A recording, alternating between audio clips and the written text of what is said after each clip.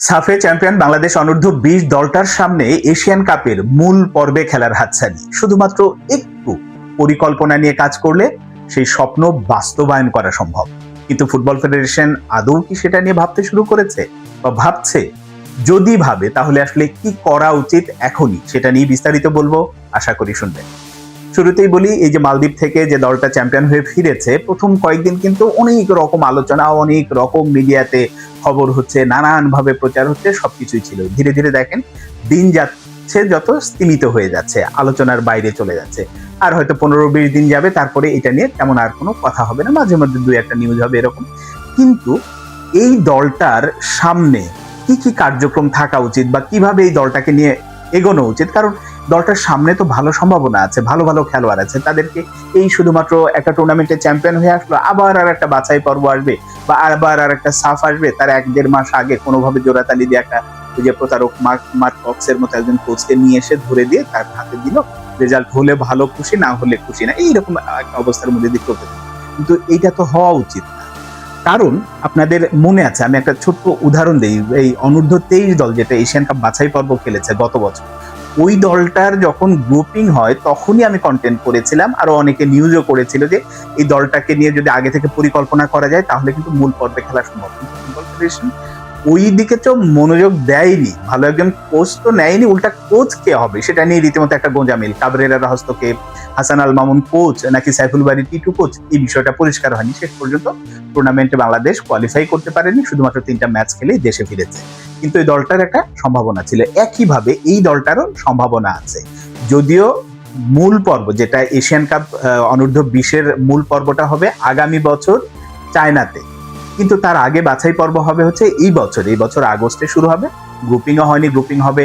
32টা দল বাছাই পর্বে অংশ নেবে, 8টা গ্রুপ হবে, 8টা গ্রুপ থেকে 8 চ্যাম্পিয়ন, সাথে হচ্ছে 7টা বেস্ট রানার্স আপ দল মূল পর্বে যাবে। এবং বাংলাদেশের সম্ভাবনা ওই কারণে, আমি গ্রুপ চ্যাম্পিয়ন হওয়ার স্বপ্নটাই দেখতে চাই, কারণ এই দলটার সম্ভাবনা আছে। এখন এই দলটার সম্ভাবনা আছে সেই বাছাই পর্বে যাওয়ার জন্য। আগস্ট এটা চলছে, এপ্রিল মে, এখান থেকে যদি আপনি যেতে চান, মানে মূল পর্বে কোয়ালিফাই করার স্বপ্ন দেখেন, তাহলে অবশ্যই এখন থেকে পরিকল্পনা হাতে নেবে। তার জন্য যেটা করতে হবে, প্রথমত একটা কোচিং স্টাফ নিশ্চিত করতে হবে যে আসলে কে হচ্ছে এই দলের কোচ, কে হবে এই দলের কোচ, তাকে আগে থেকে নিয়ে এসে সেই কাজটা শুরু করতে হবে।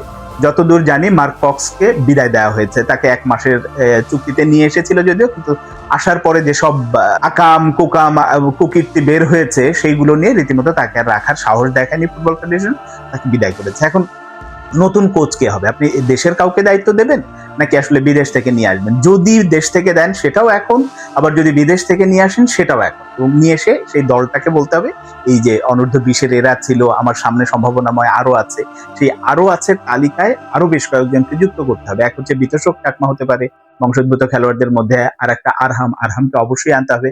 আরহাম যে উইং এ খেলে, তিনি আসলে দলের ভারসাম্য যে কতটা বাড়বে এ নিয়ে কোনো সন্দেহ নাই। এবং কোচরা জানে, যারা এই অনূর্ধ্ব-20 দলের সাথে কাজ করেছে তারাও জানেন, আমি লোকাল কোচের কথা বলছি, তারাও জানেন যে আরহামের দরকার। তো আরহামের সাথে যোগাযোগের জন্য ফুটবল ফেডারেশনের পক্ষ থেকে তার পরিবারের সাথে, তার বাবার সাথে কথা বলে তাকে কিভাবে ফেরানো যায় এই ব্যবস্থা করতে হবে।